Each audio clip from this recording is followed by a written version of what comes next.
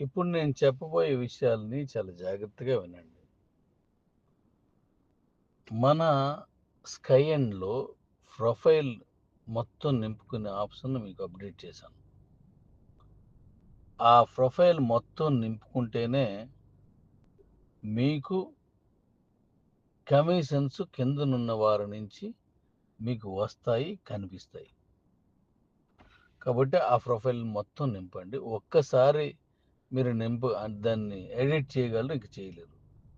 Time బోల్డ్ ఉంది కదా! అందుకే జాయినింగ్‌లో నేను ఏమి అడగలేదు. ఈ టైంలో మీరు కరెక్ట్‌గా అడ్రెస్ పేపర్ మీద రాసుకొని, లేదా గుర్తుపెట్టుకొని కరెక్ట్‌గా నింపండి. ఎడిట్ ఒక్కసారే జరుగుతుంది. గుర్తుపెట్టుకోండి. ఆ తర్వాత మళ్ళీ కావాలన్నా మనం ఏం చేయలేం.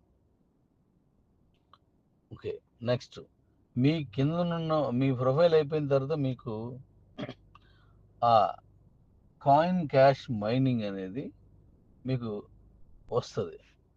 అది మీరు నింపేసిన తర్వాతే కనిపిస్తది. అలాగే మీ కిందనున్న వాళ్ళు ఎవరైతే తన ప్రొఫైల్‌ని పూర్తిగా నింపుతారో వాళ్ళ నుంచి మాత్రమే మీకు కమిషన్ వస్తది.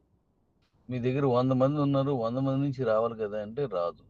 అందులో 60 మంది నింపితే 60 మందిదే వస్తది. 40 మందిది నింపిన తర్వాతే వస్తది. వాళ్ళకి కూడా కనిపించదు. వాళ్ళ మీకు కూడా రాదు. దానివల్ల కొన్ని బెనిఫిట్స్ పోతాయి. కాబట్టి అందరిని నింపమని చెప్పండి. నేను ఎలాగెందుకు మాట్లాడుతున్నట్టు మీకు అర్థం కావాలని అంతే. ఇక తర్వాత ఐఎస్‌డిటి అని అక్కడ ఇచ్చాను. కాయిన్ క్యాష్ మైనింగ్ అనేది ఐఎస్‌డిటిలో ఇస్తున్నాను. ఎందుకు? మనకు తెలియాలి కదా! ఐఎన్ఆర్ అర్థం కావాలంటే అంటే ఐఎన్ఆర్‌లో ఇచ్చిన కాయిన్ ఇస్తాం. కానీ ఐఎన్ఆర్ అర్థం కావాలంటే భారతదేశం వాళ్ళకి మాత్రం అర్థమవుతుంది. మనం మరో దేశం తీసుకుంటే వాళ్ళ కరెన్సీ మాత్రం అర్థమవుతుంది. అలా అన్ని కరెన్సీలు మార్చలేము మనం. కాలిక్యులేట్ చేయలేం. అందుకని అది క్రిప్టో మనది. అందుకని ఐఎస్‌డిటిలో మాత్రమే మీకు ఆ క్యాష్ మీకు కాయిన్ క్యాష్ మైనింగ్ కనబడుతుంది. ఎందుకు? అది ప్రపంచంలో ఎక్కడైనా అది రూ. 100 ఆ కరెన్సీలోకి కనెక్ట్ అవుతుంది కాబట్టి. దాంట్లో మార్చుకొని చూసుకుంటారాళ్ళు.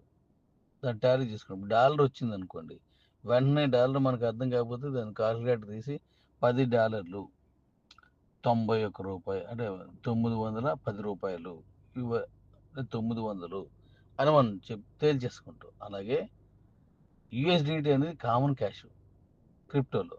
అలాగే ఐఎస్‌డిటి అనేది కామన్ క్యాష్ క్రిప్టోలో. అందుకని మనకొచ్చే